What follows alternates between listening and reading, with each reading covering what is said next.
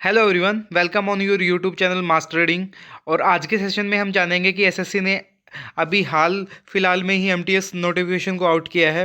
तो इसमें एक बम्पर वैकेंसीज आई हैं। जो कैंडिडेट 10th पास आउट हैं उनके लिए अच्छा चांस है कि आप अगर इस एज कैटेगरी में आते हो, अगर आप कैपेबल हो, अगर आप एलिजिबिलिटी आपकी कंप्लीट है, आप इस फॉर्म को अप्लाई कर सकते हैं। तो हम जानेंगे कि आप क्या क्या क्राइटेरिया रखा गया है। और अभी लेटेस्ट में एग्ज़ाम पैटर्न भी चेंज हुआ है। तो अगर आप एसएससी एमटीएस में जाना चाहते हैं तो ये वीडियो स्पेशल आप ही के लिए है। आप इसमें one by one step by steps complete detailing हम चेकआउट करेंगे क्या क्या प्रोसेस रहने वाला है और 2023 में क्या क्या चेंजमेंट किए गए हैं। तो इसके लिए सबसे पहले अगर हम आप हमारे प्लेटफॉर्म पे न्यू आए हैं तो ये हमारा मास्टर रीडिंग प्लेटफॉर्म है।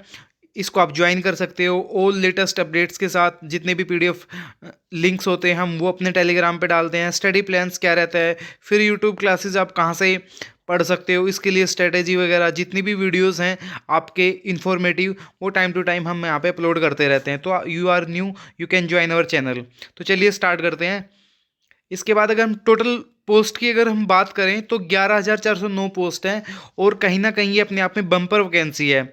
ये काफ़ी टाइम बाद एक अच्छे लेवल की, मतलब एक अच्छी, जो बोल सकते हैं कि बहुत सारी पोस्ट आई हैं। तो काफ़ी टाइम बाद देखने को मिल रही हैं 11,409 पोस्ट।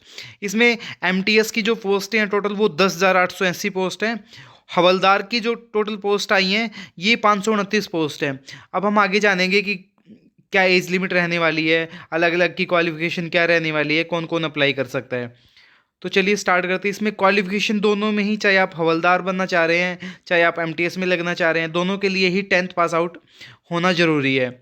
उसके बाद में एज सेशन क्या रखा गया है, एज ग्रुप 18 से 25 साल की जो एज है, 18 to 25 years candidate not born before 2/1/1998 1900। तो ये सारा क्राइटेरिया रखा गया है। 18 से 25 मिनिमम क्राइटेरिया है एमटीएस और हवलदार के लिए, डिपार्टमेंट ऑफ रेवेन्यू। और 18 से 27 साल भी रखा गया है एज क्राइटेरिया, ये हवलदार के लिए है, डिपार्टमेंट ऑफ रेवेन्यू। कुछ पोस्ट हैं जो एमटीएस की भी हैं जिसमें 18 से 27 साल का क्राइटेरिया रखा गया है। तो अगर टोटल हम बात करें तो 18 से 27 साल का है। 18 से 25 साल में कुछ पोस्ट आती हैं और 18 से 27 साल में कुछ लिमिटेड सी पोस्ट आती हैं। तो दोनों के लिए ही अलग अलग क्राइटेरिया फिल किया गया है। इसमें अगर जो अपनी सेंटर लेवल पे जितनी भी एज में रिलैक्सेशन मिलता है वो नॉर्मल ओबीसी को 3 ईयर का रिलैक्सेशन मिलता है, एससी एसटी को 5 ईयर का रिलैक्सेशन मिलता है। वो गवर्नमेंट ऑफ इंडिया के अकॉर्डिंग जो सेंटर में रूल्स अप्लीकेबल हैं वो उसके अकॉर्डिंग आपको रिलैक्सेशन दिया जाएगा। इसके बाद अगर हम फीस की स्ट्रक्चर की बात करें तो 100 रुपये फ़ीस रखी गई है ओबीसी जनरल के लिए, और एससी एसटी के लिए फ्री ऑफ कॉस्ट है, आप अप्लाई कर सकते हैं विदाउट एनी फीस।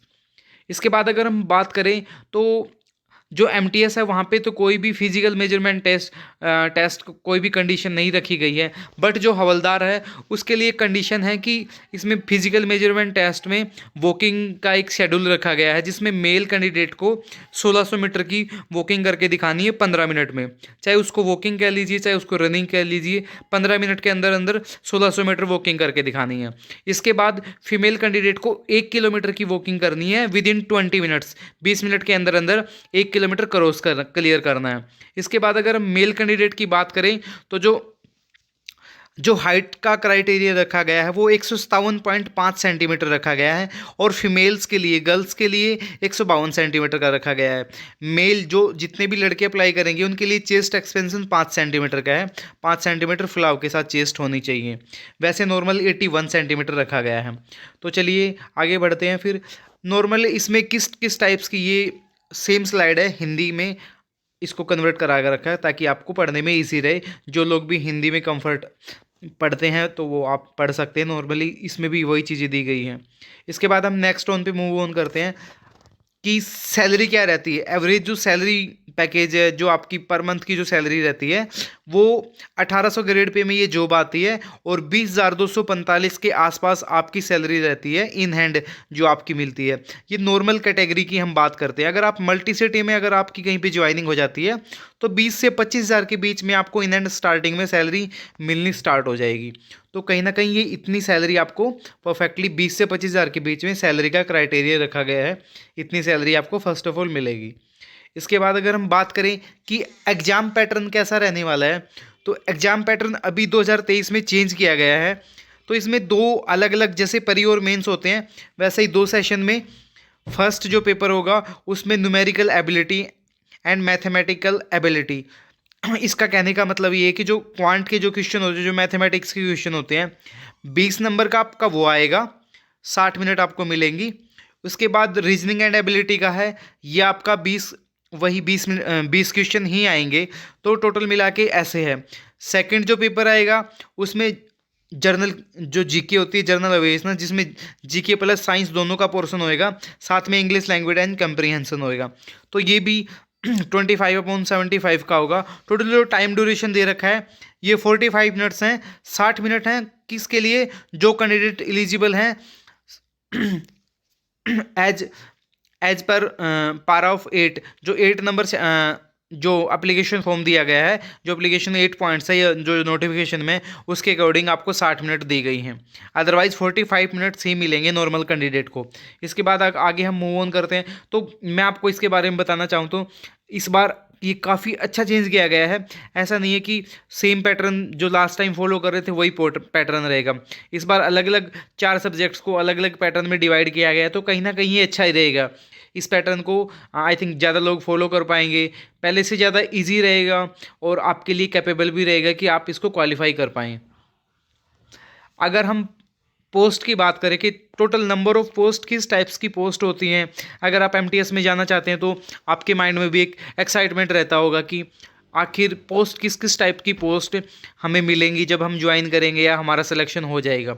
तो नॉर्मली इसमें जो मेनली जो इसमें काम होता है वो ये होता है कि या तो आपको ऑफिस वर्क मिलेगा, या फिर आपको कंप्यूटर ऑपरेटर का कोई काम मिल जाएगा, लाइब्रेरी क्लर्क का कोई मिल जाएगा, या फिर कोई भी आपके ऑफिसर्स हैं उनकी गाड़ी चलाने को भी मिल सकती हैं, या कंप्यूटर ऑपरेटर के आप असिस्टेंट भी रह सकते हो। या कहने का मतलब ये है कि आपको कुछ इसी टाइप्स के काम मिलेंगे जो नॉर्मली एक एमटीएस में किया जाता है। इसमें जो जो बता रखा है मैं आपको एक बार डिस्क्राइब कर देता हूँ। कार्यालय चपरासी, लाइब्रेरी क्लर्क, चपरासी चपरासी सह अनुरक्षण कर्मी, इसका मतलब ये है कि उसके साथ में मल्टीटास्किंग स्टाफ में यही होता है, ऑफिस बॉय, डॉक्यूमेंट्स को यहाँ से वहाँ लेके जाना, डाक पोस्ट करना वगैरह वगैरह। लिपिक्स है कंप्यूटर ऑपरेटर, ऑफिस हेल्पर, देखभाल करने के लिए पर्टिकुलर आपको कोई एरिया दिया जाए, चाहे कोई बिल्डिंग लगा लो चाहे कुछ भी लगा लो, या पर्टिकुलर कोई रूम दिया जाए तो वो उसका देखभाल करना। सफाई के लिए, दुकानदार के लिए, कोई भी कुछ भी वितरण लड़का, मतलब कुछ भी डिस्ट्रीब्यूशन करना है उसमें आपकी ड्यूटी आ सकती है। लिफ्ट की देखभाल के लिए सहायक मतलब हेल्पर, माली, मैस हेल्पर, ये चीज़ें हैं। इसके बाद कुछ और भी हैं, भौतिक रख रखाव के लिए दिया गया है, कंप्यूटर जैसी डायरी डिस्पैच करना आदि का काम जो अभी मैंने आपको बताया। आईटीआई योग्यता से संबंधित अगर कोई काम है तो वो भी आपको मिल सकता है। जो भवन के बाहर जो कुरियर डिलीवरी का काम करना होगा वो भी आपको करना पड़ेगा, या फिर कुछ फाइलों का रख रखाव करना, या फैक्स करना, फोटोकॉपी कराना, ये सारी चीज़ें आपकी ड्यूटी शेड्यूल में रहती हैं। आपको यही सारे काम करने पड़ते हैं। तो इनमें से कोई भी काम आपको एक असाइन कर दिया जाएगा, वो काम आपको एज एन ड्यूटी करना पड़ेगा। इसके बाद अगर हम बात करें कि ये वो अभी जो मैंने बताया वो सारी पोस्ट थी, और ये टोटल पोस्ट थी, और आपको काम किस किस टाइप का करना पड़ेगा वो अभी जो मैंने अभी आपको बताया। कुछ ये है ड्राइविंग वाहन, ये तभी आपके पास अगर डीएल है तो ही आप ये ड्राइविंग वाहन वाला काम कर सकते हो। आप ड्राइव का आपको जॉब मिल पाएगा, या जो भी ड्यूटी शेड्यूल किया जाएगा वो आपको करना पड़ेगा।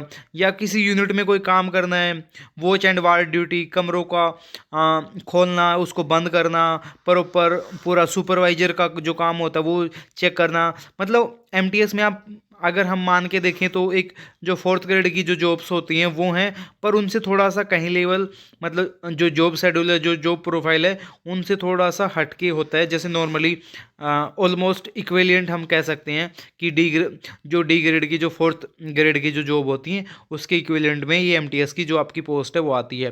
ड्यूटी टाइमिंग वही 8 से 9 घंटे का भी हो सकता है, 10 का भी, बट जनरली हमें देखा जाए तो 8 घंटे का ही जो ड्यूटी शेड्यूल होता है ये होगा।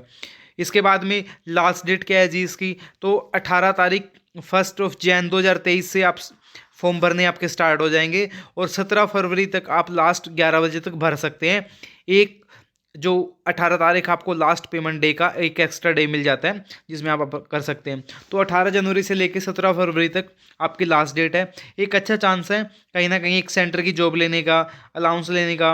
इसके अंदर आप टाइम टू टाइम अपने एसएससी की हायर लेवल की प्रिपरेशन कर सकते हो। दूसरी सबसे अच्छी बात ये है कि आपकी इसमें प्रमोशन ग्रोथ अच्छी है, आपको एक प्रॉपर टाइम मिलता है, आपकी फैमिली की सिक्योरिटी है, आपका बीमा, लाइफ इंश्योरेंस, ये सारी चीज़ें जो सेंट्रल गवर्नमेंट के जो अच्छे अच्छे बेनिफिट्स हैं वो आपको मिलते हैं, इक्वली मिलते हैं। आपके बच्चों की फ़ीस मिलती है।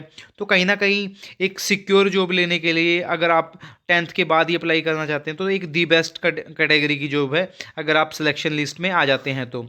Thank you so much. और आपको अगर हमारी इन्फॉर्मेशन और अच्छी लगी हो तो आप सब्सक्राइब कर लेना हमारे चैनल को, और जितना जल्दी हो सकता है हम सेकंड पार्ट भी लेके आएंगे जिसमें स्टडी प्लान्स, बेस्ट बुक्स, फिर यूट्यूब क्लासेज, और कहाँ कहाँ से आप पढ़ सकते हैं, कहाँ कहाँ से आप एमटीएस को ईजिली क्रैक कर सकते हैं, ये हम सेकंड पार्ट में डिस्कस करेंगे। Till then best wishes to all of you, all the best, thank you so much.